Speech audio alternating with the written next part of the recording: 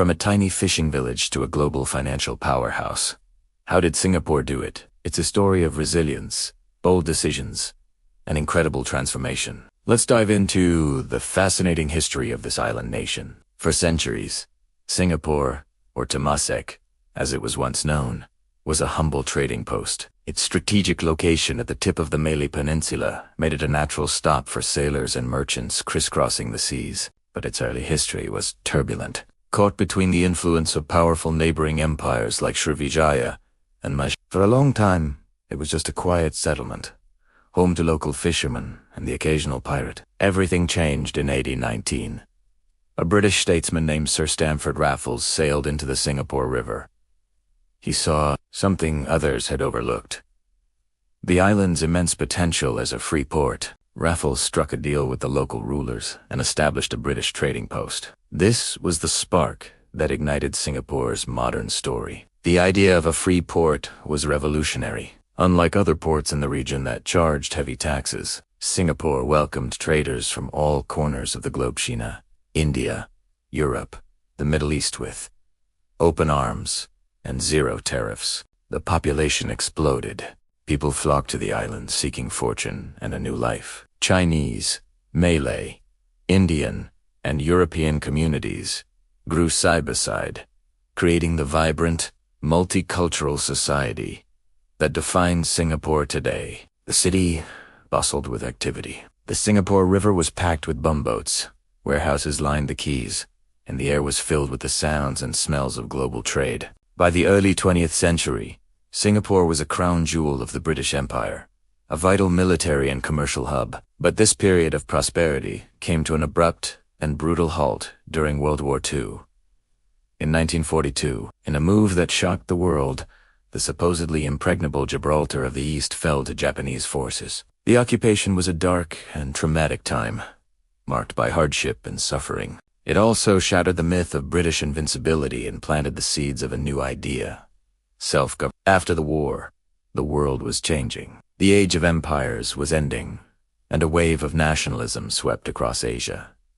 Singapore was no exception. The people, having endured the occupation, now yearned to control their own destiny. A charismatic and brilliant young lawyer named Lee Kuan emerged as a leading voice for independence. He co-founded the People's Action Party, or PAP, and rallied the people with a vision of a fair and just society for all. In 1959, Singapore achieved self-governance, and Lee Kuan Yew became its first prime minister. But the path ahead was far from certain. The initial plan was to merge with its neighbors to form the Federation of Malaysia. The logic seemed sound. A small island with no natural resources needed a larger hinterland to survive. So, in 1963, Singapore became part of Malaysia. However, this union was short-lived and fraught with tension. Deep political and ideological differences, especially over issues of race and economic policy, created a rift that could not be repaired. The dream of merger turned into a nightmare of conflict. Just 2 years later, on August 9th, 1965, the inevitable happened.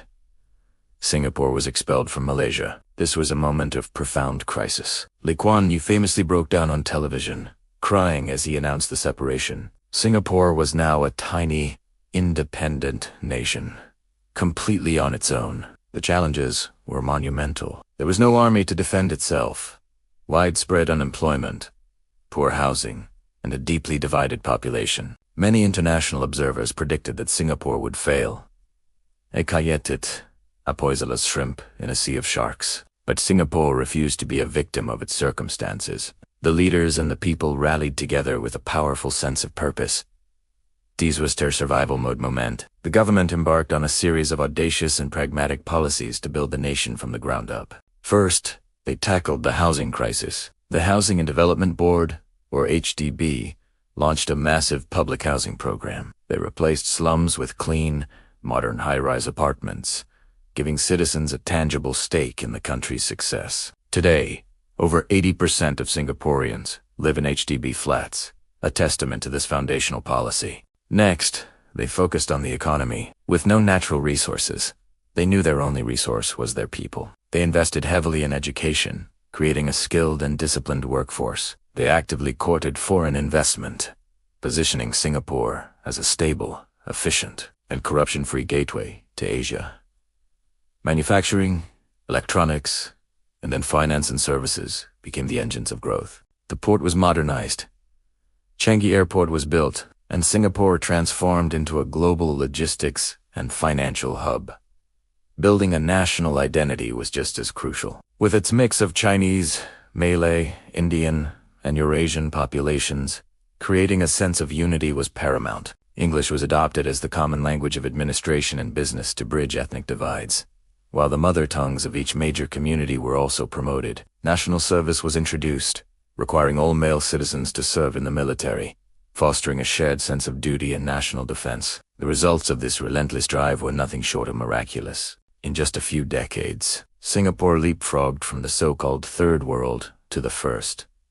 The skyline, once dominated by fishing huts, now bristles with futuristic skyscrapers. The muddy river has been cleaned up, and the city is renowned for its lush greenery and clean streets. It consistently ranks as one of the safest, most prosperous, and most competitive countries in the world. Of course, this journey wasn't without its controversies. The model of governance has been criticized for its tight controls and limits on certain freedoms. But for Singaporeans, the trade-offs were part of the formula for stability and progress. The story of Singapore is a powerful lesson in what is possible when a nation faces its challenges with courage, vision, and unity.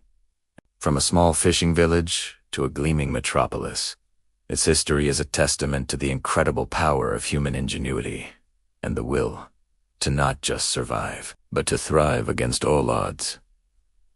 Thanks for watching. If you found this story as inspiring as I do, don't forget to like, share, and subscribe for more deep dives into fascinating histories. See you next time.